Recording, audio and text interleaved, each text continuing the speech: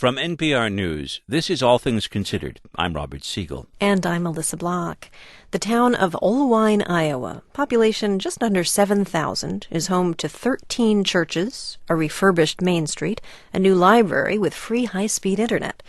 Oelwein, Iowa is also home to Roland Jarvis, a former meatpacking worker who burned his house down in 2001. He was hallucinating that he saw black helicopters hovering overhead. He dumped chemicals down the drain in a panic, and the home that was also his meth lab went up in flames. He did, too. The story of Oelwein and its infiltration by methamphetamine is told in the book Methland, The Death and Life of an American Small Town. The author is Nick Redding, who joins us now. And Nick, this is an excruciating story of what happened to Roland Jarvis, burned so badly in that fire that he was begging the police to shoot him. Yeah. I think he had third-degree burns over 78% of his body and spent 3 months in the burn unit in Iowa City. And when you meet him in 2005, Roland Jarvis is still smoking meth, even though he pretty much has no fingers left because of what happened in that fire.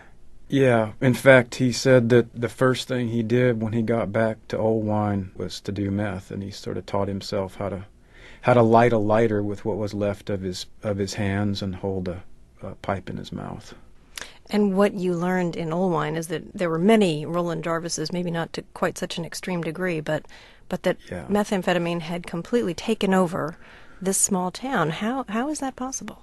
You know, I think that there's a couple different facets of it, and part of it is that meth has for a long time been sort of the drug of the American working class. It's a drug that gives people inordinate amounts of energy and you don't have to eat, sleep, or drink water. So if you're somebody who works on a manufacturing line or does farm work or meatpacking work, for instance, it's a drug that can sort of come in handy. So in terms of helping you to work harder, given the fact that making an honest dollar in places like Oelwein has gotten harder over the years through the consolidation of the agricultural industry, there's been more of an onus placed on having to work harder for less.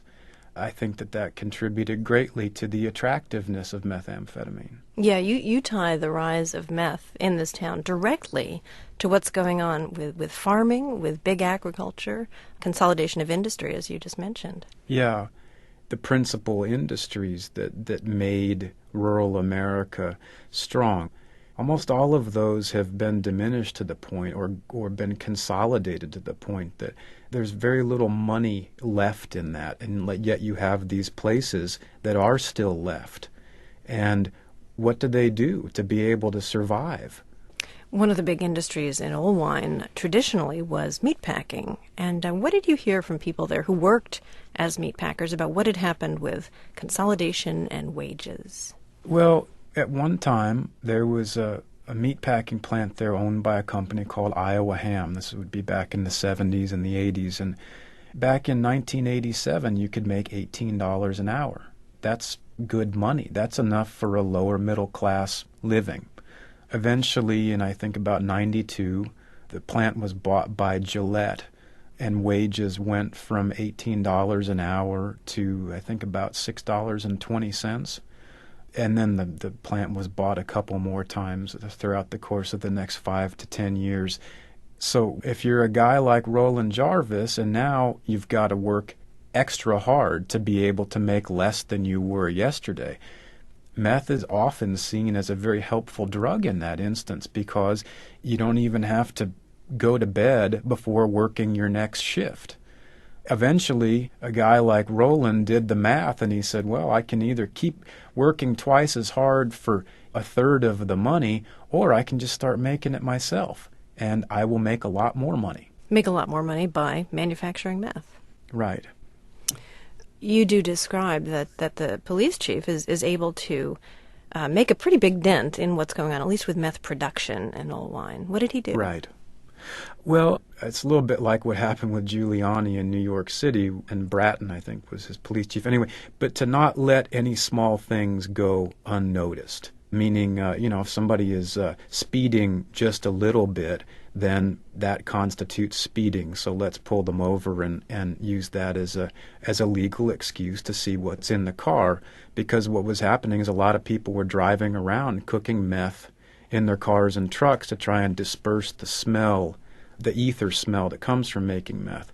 A lot of people were riding bicycles around with the same idea, cooking meth in plastic Pepsi bottles that they had strapped to the back fender of their bicycles. So the city council said, well, you can't ride your bike downtown anymore. And did it work? I think it worked incredibly well. Their small lab meth production plummeted to basically zero by sometime mid-2006. So to go from getting a lab every few days to having zero is a remarkable success. But meth use is clearly still going on in Oelwein, Iowa. It is, and I think that's where you have to look at the Mexican drug trafficking component of all this. When you take away the ability to make the stuff in your house, you're not taking away people's addiction to it. All you're doing is opening up the market to the trafficking organizations. Those are much more difficult to contend with. What would you say to those who have reported in recent years that the meth epidemic was wildly overblown, contributed to this sort of frenzy of panic about meth? I would say that I never saw any of them when I was walking down the street in Oelwein or in any of the other places that I spent 4 years going back and forth to. The thing that the media could justifiably be criticized for is missing the point with meth. The point is really not entirely that people make it in their homes. The point, I think, is that it stands for something much bigger in American culture, which is the demise of small-town America. So in some ways, I think the criticism that meth has been overblown, that misses the point in the same way that media attention to the drug has been missing it all along. Well, Nick Redding, thank you very much. Thank you. Nick Redding is the author of Methland, The Death and Life of an American Small Town.